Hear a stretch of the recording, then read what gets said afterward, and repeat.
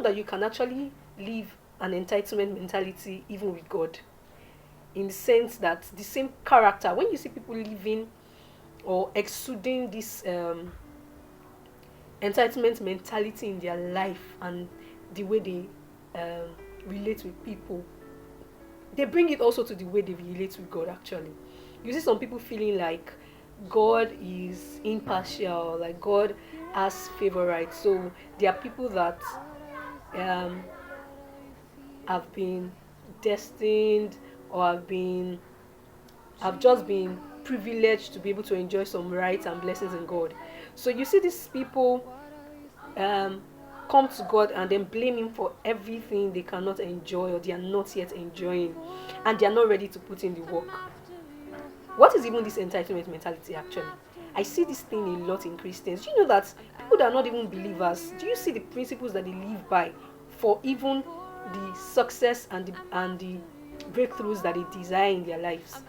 But yet you see a Christian who just thinks that he wakes up in the morning, wakes up by, let's say, 9 o'clock in the morning, and goes to open his shop by 11 o'clock in the morning. Whereas there's another person selling the same thing as which he sells. And this person wakes up as early as 6:30, goes to the shop by 7 o'clock, opens the shop, cleans it, counts how many goods are left, and then begins to look forward to getting customers. And the person replies clients or customers with the best expertise in business. Whereas you see a believer, like I said, wake up in the morning, wakes up quite late, and still wants to do a devotion of, I want to have prayers. I don't even say devotion. I want to have prayers of 1 hour, 9 to 10, then 10 tries to like freshen up. If he or she has kids, take care of the kids, and then goes to open the shop by 11 or 12 at that time, when some people are just counting they're already counting their profit in that particular business. The same thing with ministry. The truth is, even some ministers have entitlement mentality. There are a lot of things they do not do. They ascribe all the responsibilities to God and expect that when the breakthrough comes, they will also be able to enjoy it. So as believers, if you're actually going to thrive in your own individual life, you must break out from the mindset of entitlement mentality. You're not entitled to anything. You are not entitled to anything. Out of God's generosity, He blesses you. He gives to you. Yes, even as a son, you can demand things from Him, but you don't even demand through prayer. You demand by understanding, through knowledge actually. You don't demand through prayers. You can, yes, scripture says that we should ask and it shall be given unto us. But see, if you want to live a life of thriving, if you want to live a life that people can be blessed by, you want to live a life of blessing, you must demand knowledge to get into some realms actually. And once that knowledge comes upon you, there is a call for you to live a principled life. You must live out the principles for success, else success can never come to you. You must live out the principles for getting finances, whether the biblical principles or the normal human principles, the normal earthly principles for making wealth. You must live them out. If else, that entitlement mentality will lead you into poverty. And then before you know, nobody will want to be, people will no longer want to associate with you, because they believe that same mentality you're taking before God, you also bring it before people that you so call your friends or family members. So I want to lure us today. I want to encourage us today that if you're here today and you have lived that life, or you know someone who has, try to help that person to come into some realities of knowledge. See, if you live in that kind of way, except you are satisfied with an average life where people can only give you what they can give to you, you cannot demand more than what they can give to you. And just like what I mean like, if you know that you want to begin to live your life based on what people can offer you, then you can continue living an entitlement life, or living in an entitlement mentality, or with an entitlement mentality. If you want to continue to feed from the spoons of others, if you want to continue to feed from the spoons of others, and you know what this means, it means that you will not be able to demand as much as you want. You may not even have the the the the ability to choose what you want.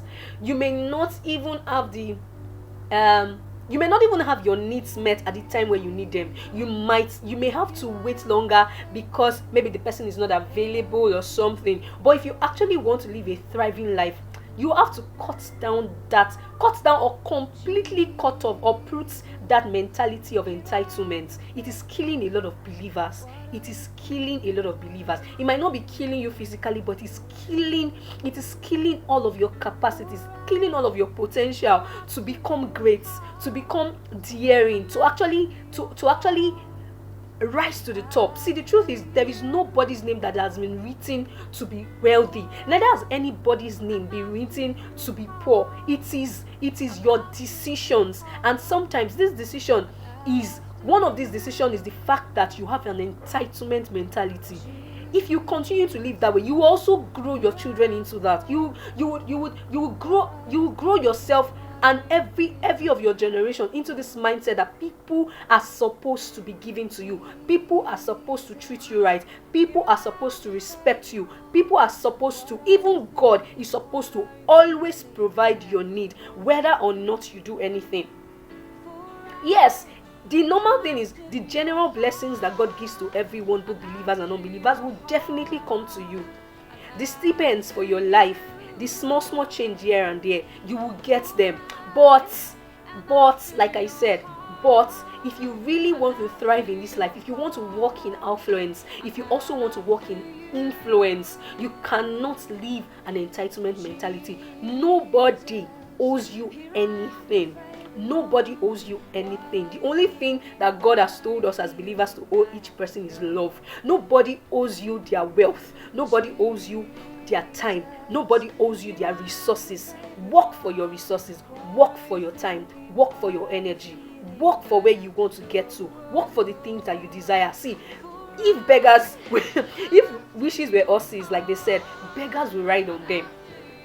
If wishes were horses, beggars will ride on them.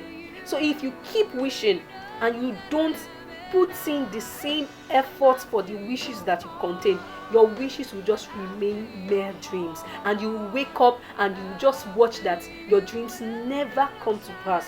And I'm begging you today, because I love you, because I see these things affecting a lot of believers, especially. I might not know about the unbelievers and the likes of the non-Christian faith, but I see this affecting a lot of believers in church. They are the ones who will pray and have big dreams, but yet the effort, they don't put it. They believe that their church is supposed to take care of them. They believe that the rich people in their church is supposed to take care of them. They believe that everybody that they come in contact with is supposed to be their own provider. Can't you even also think, who are you providing for? Who is looking up to you? Who is depending on you? Who is on your plan for your budget? Who is on your plan for that your money that you want to spend? Who is on your plan on who you want to pray for today? Who is on your plan on who you want to call and reach out to and come to help with one particular service or the other? But your own, you're always looking out for who has done this for me, who has not done this for me, who can I visit today, who can I call today to tell this person my needs, who can I do this? When you begin to do this, the truth is that people will begin to stay away from you. People will begin to avoid you, because everybody has their limits. Everybody has their limits. They have their needs too. And if you don't see it that way, that each person you see have a need, you will continue to want to take from people and never give back. And let me end with this. You don't go to people giving them what you think they need. You go to people, if you don't want, I'm actually talking to people that don't want to live a life of entitlement mentality. If you really want people to see you as valuable in their lives, if you want people to not see you as a burden, don't go to them with what you think they need or what you think is your own need and you want to provide it for them or you want to fix them. Go to them with the knowledge and with the mentality that you want to know where their shoes hurt, and you want to help out. If you live in this reality, the truth is, I can tell you, you would port from that entitlement mentality to a responsible lifestyle, to a responsible mentality. And let me tell you one thing you don't know. In the long run, when every person when every person begins to find out that this is who you are, this is what you are, you will lose relationships, you will lose quality friendship, you will not even be able to attract more persons into your life, because everything you want to do is, you're not giving value to anyone. You only come to hear people's gist, you only come to talk, you just talk cheap. They say talk is cheap. You just come, talk, and go, and then people can't see what you are adding to them. In the long run, I would say it again, in the very long run, or in the shortest long run, if there's anything like that, you will see people begin to avoid you. And you don't want to live that kind of life. You don't want to begin to live that life, and then you become more depressed, thinking that you are hated. You're not hated, uncle. You're not hated, auntie. You're not hated. What is happening is that people do not want niches in their lives, and everybody gets tired of someone who only comes to receive and receive and receive, but never gives. And like I said, you might say you are giving. What are you giving? Is it what the person needs, or what you have asked the person as the person's needs, or what you think you yourself want to just bring to the table? Be responsible, please. Be responsible. God is not raising spoiled brats, and God does not raise spoiled brats. If you want to live in blessings, if you want to live in affluence, if you want to live in genuine influence, continue to top up your game and live that lifestyle of entitlement mentality. Whether you are a father, whether you're a brother to someone, whether you're a friend to someone, whether you are being a blessing to someone one time or the other, whether someone is being a blessing to you, find a way to be a blessing back. Find a way to return that blessing with a value, something valuable, not what you think, like I said, but what it looks like this person would need. Thank you.